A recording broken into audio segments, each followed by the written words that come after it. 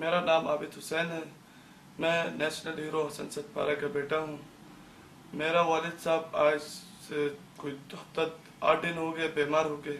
हम पहले आए थे कोई 8 दिन पहले।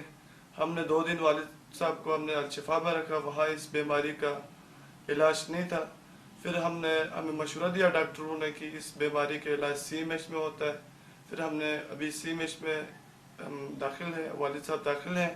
अभी तक कम से कम 12-13 लाख रुपये हमने खर्चा किया अपना जेब से। गवर्नमेंट अपना दिलासे दे रही है कि हम कौमी हीरो है हमारे, हम फाइनेंशली सपोर्ट करेंगे, लेकिन अभी तक कुछ किया नहीं।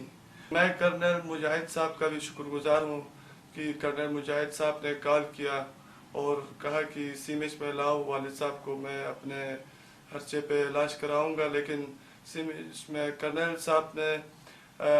मुजाहिद साहब ने अपने खर्चे में बेड का चार्जेस नहीं लगाए, फ्री कराए। हम उसका बहुत शुक्रगुजार हैं। हम उसे दुआएं देंगे और बाकी जो मेडिसिन जो होती है वो हम खोल लेते हैं अपने खर्चे पे, अपनी मदद आप।